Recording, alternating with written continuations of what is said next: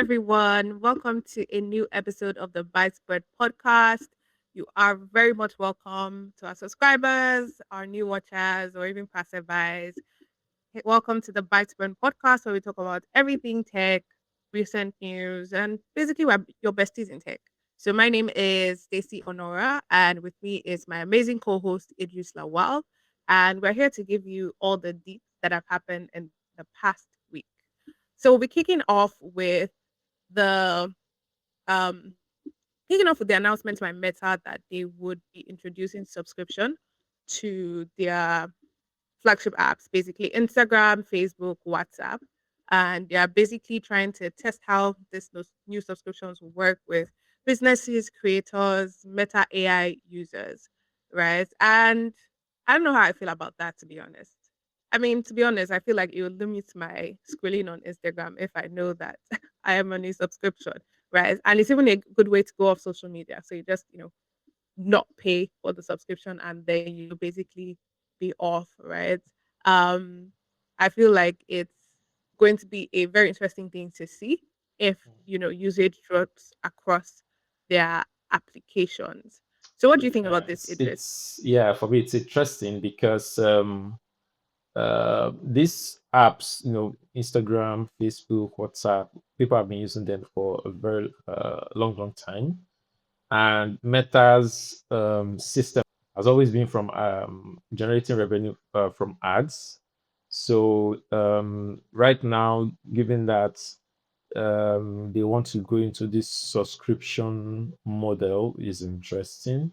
Maybe they are looking at like the X, formerly known as Twitter, that also did the same thing when Elon Musk bought it, and they are also thinking, no, maybe we can replicate some of that, where some premium features will now be paid. And Mm, if you look at it, even LinkedIn as well has some premium bits where you have to pay for. So I think maybe mm, that's the angle that they are, also playing at. They've mentioned they want to come up with Instagram Plus, Facebook Plus, WhatsApp Plus. It's if there are good value for some of the things that they are bringing in, but a lot of mm. creators are on these platforms, and if they have maybe some good offerings, they may actually get some people to buy in. But my hope is that they are building on top of existing stuff, and not that they want to actually monetize existing features that people already use for free, because that would Yeah. be a major deal breaker for a lot of people, because they already use these features for free and they want to monetize them. But if they are building on top of it and adding some premium features, I think they you know they would be fine to do that. Um, Yeah, I believe that will sit better with people. Like, okay, you're leaving me with my existing features, but if I want more, like the AI, maybe more things that come with AI, then you can upgrade your plan to some of the paid subscription plans. yeah. Instagram, Facebook, WhatsApp.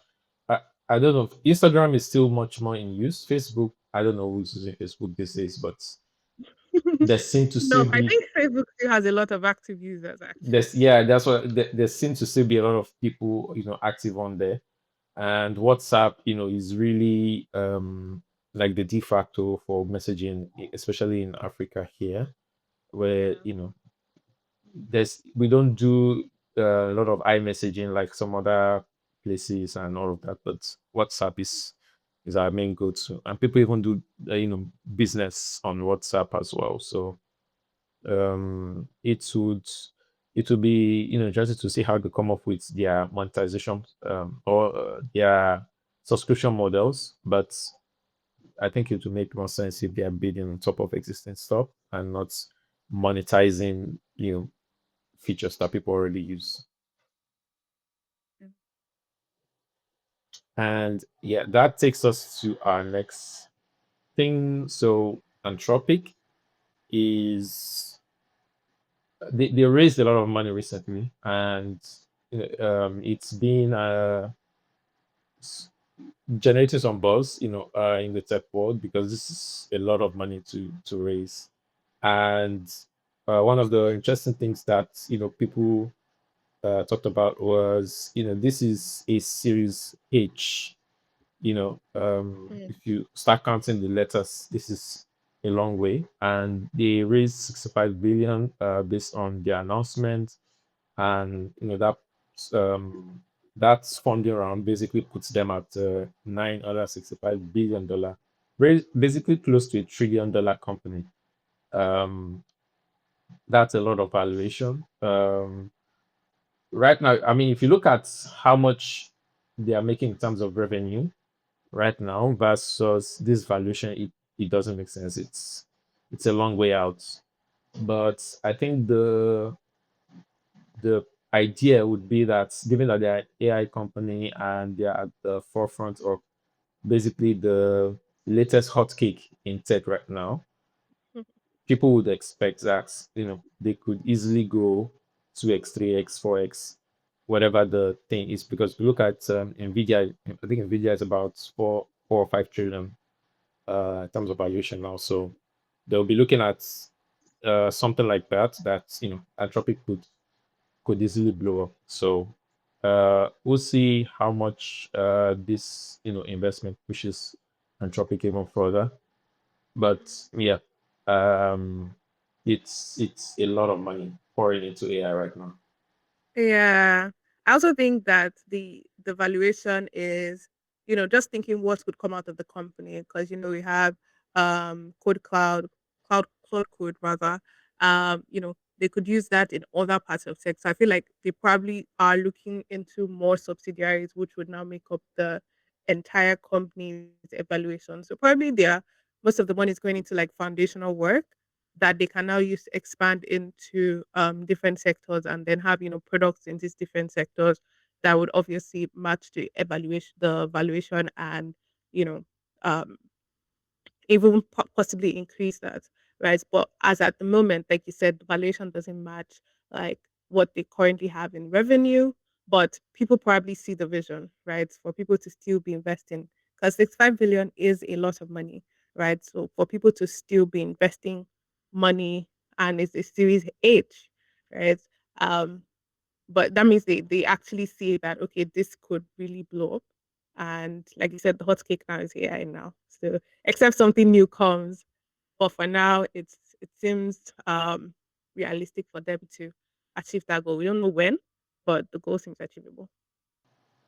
Yeah, it will be interesting to see how Anthropic does in the coming years, and that takes us to this next one.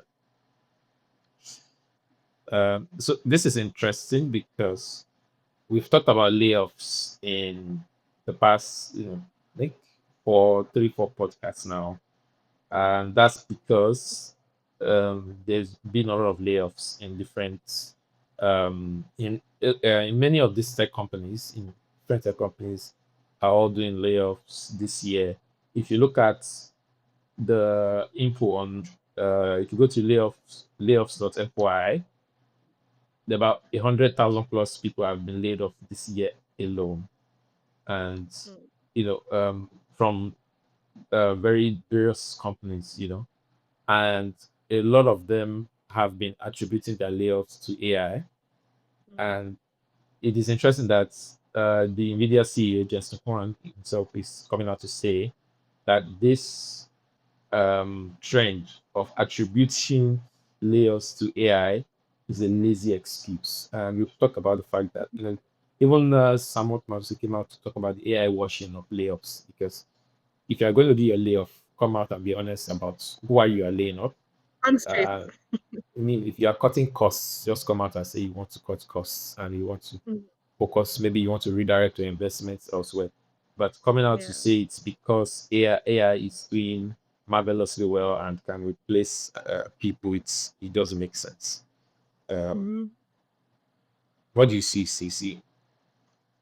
I think it says a lot that it's Nvidia CEO that is coming out to, say this, right? Because I mean they are literally at the forefront with the manufacturing of the um chips and everything that is used in AI. So if they are coming out to say, "Oh no, don't put it on AI," come with your full test and say what exactly is the reason why you're laying off than putting it on AI. Like it really does say a lot. And I think people that are coming out to say, "Oh, it's AI," should actually reevaluate and like, if they genuinely think it's AI, that's fine. But if it's obviously not, maybe for profitability or they want to cut costs, I think they can't just say that because at the end of the day, if you're saying it's AI, people will be expecting that something different is going to come out of the company, right? In terms of efficiency or your product or your profitability, right? People will be expecting, oh, you said it was AI. Okay. What have you achieved with the um the layoffs that you said were due to AI and AI efficiency. So what came out of that, right? People were expecting you to, give updates in, more positive lights about what has changed with your company moving towards, the AI domain. So I think like let's see what like after this, let's see if other companies come forward to see you say, oh, we're laying off because of AI or they change strategies, basically. Yeah, we'll see. And hopefully, there are, the people that are getting laid off are able to, find better employment because it's not easy, Yeah. with these layoffs going on. Mhm. So that takes us to this one from Uber that happened um, this year, where it basically burned through their entire AI budget in 4 months. The whole AI budget for the year would burn through it in 4 months, and that to me it's interesting because there's this paradigm that's being pushed around, token maxing and ensuring basically blowing as much token as you want uh, to achieve your tasks and all that. And I always wonder where the idea comes from that token maxing would lead to more productivity, because if you're incentivizing people to basically use as much token as they can, it's like I saw an interesting analogy where somebody was talking about, it's like you have a delivery company and your delivery company is incentivizing your riders or your drivers to use as much fuel as possible. So what do you think is going to happen when you are you're you are I've seen also AI leaderboards where they rank people who are using the most token. So uh, if that's the incentive, what do you think is going to happen? Where if you have, say you have a delivery that you want to give to a customer, and the rider that is supposed to give that delivery over is incentivized to use as much fuel as possible, what do you think he's going to do? Will he go quickly to deliver the stuff? Yeah. Nah, Maybe it's it's gonna going hurry. to it's going to take as much roundabout as possible, as much U-turn as possible to get to the Mm, destination, because yeah. he wants to burn as much fuel as possible, because that's what he's being rewarded for. So I don't know who thought that idea made sense, but I mean it's Silicon Valley, yeah. So Yeah. I guess anything they define goes, but it's really a weird concept. And for Mm, sure people would definitely burn as much token as they want. They can, you leave your Claude agent or whatever agent you're using, have it do some crazy long task and just have it running for as mm, long as possible, because you are saying you want people to use as much token as they can. Um, it's a weird concept to me, but it is what it is, and Uber is clearly feeling the heat. you They know, would do. They would, from all because the- your entire year budget in 4 months, what happens to the remaining 8 months of the year? Would they have to yeah, allocate another budget for no, that? no AI for the rest of the year. Because I Well, mean, when you don't see, and it's interesting because I think some of these things are being pushed by the AI companies to ensure that they are um, getting as much people to use these tools and also to begin to rely on these tools, because it mm, is when people start relying on those tools that the AI companies can then begin to, extract as much value as possible. So exactly. so I believe that's why they are pushing some of these ideas like token maxing and all of that. So you can use it and continuously use it in your day jobs to the point where it is closely integrated into your workflow, and Mm, you just have to keep buying or paying the AI vendors to constantly on a monthly basis or on a subscription basis or whatever. But yeah. I'm even thinking that imagine, they were maybe halfway through a project, almost done with a particular project that was done mostly by AI. Now they've maxed out their tokens and, how they want to complete it. Because most yeah, times the go thing back is and that you have go, to, most people don't even like when, most times when AI, assist with a particular task or code, most people don't like, they're like, oh, it looks correct. I'm not going to go through everything to understand in depth what exactly it's doing, or, it's giving me desired outputs. Now, if you're not telling me to complete a work that AI started, that I feel like that would be difficult. So they yeah, honestly have to you allocate gotta read budget. your code, as you gotta read the code again and understand everything that it's doing. You know, Yeah, go back and read and study the architecture of what it's building, because yeah, that's where we're at. And I think it's also a bit of a risk, because if you don't fully understand, I mean, one of the purpose of, if you are working in a company and you build stuff, you have someone review it, mm, and before it finally gets into the final code base. And one of the purposes of that is to ensure that we all understand exactly what is built and what exactly. is in the code before it goes live, so that we can catch any possible vulnerabilities or edge cases that may not have been seen by the first person.